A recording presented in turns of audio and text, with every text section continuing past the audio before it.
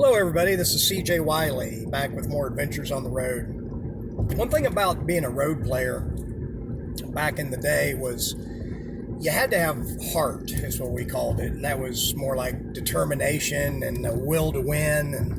And there were definitely times where I questioned that and wondered if I had enough heart to actually be a great player. And the way that I ended up testing myself is playing long matches and pushing myself beyond my limitations. And I think I can speak for a lot of players that did the same thing. Arkansas Calvin and Reed Pierce. There was Gary Lutman and Louis Roberts. And of course, the great bar table players like David Matlock, Omaha John, and Larry Hubbard, who was one of the founding members of APA, was also a great road player. He was the one that really took Mike Sigel on the road the first time, I think, and was kind of his mentor to a certain extent. But I remember going to Hutchinson, Kansas, and there was a big bar table tournament at the Cowboy Casino.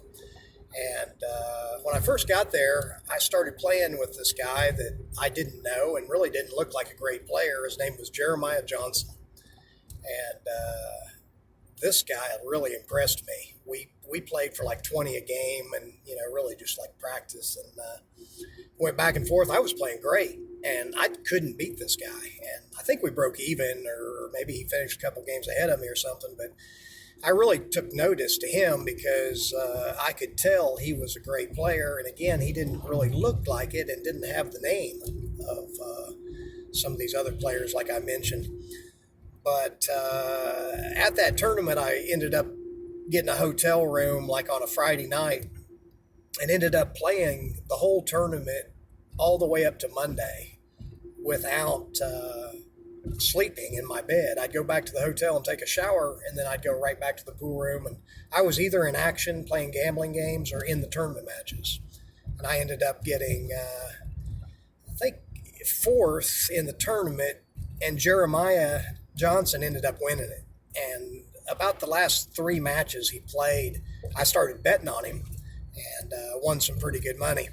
Of course, the thing about playing all those hours with me is eventually the last guy would end up beating me out all the money, or I wouldn't be able to quit until I was broke. And again, it's not necessarily a positive quality that I'd brag about, but it is what created the situations to build up my heart where I just would never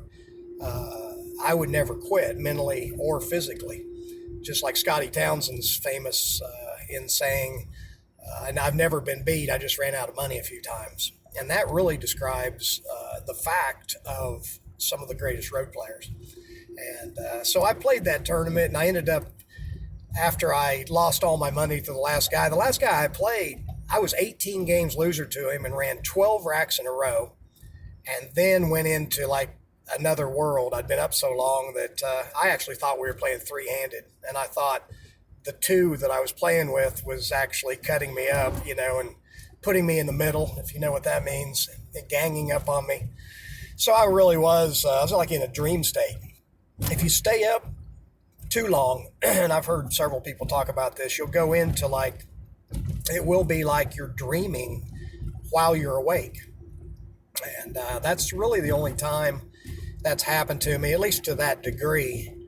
But again, I don't advise this. This was just something that I did because I was totally dedicated to being the best pool player in the world. And there was just nothing going to stop me from that, except playing myself to death. And I really was willing to do that. I've joked around a couple times that I would play anybody to the death. And I was serious. I think I could have done that back then. But anyway, again, it's really just a strong analogy for pushing yourself to become your best. So whatever that is, whether it's a time limit or playing, like if you've only played 4 hours, try to play 5, try to play 8, try to play 10. And it's not really the amount of money you're playing for. It just has to be serious. You have to really be competitive and want to beat the other guy. And sometimes it's just pushing yourself to play in bigger tournaments, play better competition. Whatever you're doing, if you're not pushing yourself mentally, physically, emotionally, you're probably not going to get any better. You don't just stay the same in life. If you're not getting better, you're probably getting worse. So I always recommend whatever you're doing in life, whether it's gambling, being competitive, business, whatever the case may be. There's a lot of things that I've studied and tried to become the best at, and that's just my mindset. And I think if you just try that in your own life and push yourself, you'll be really happy with the results.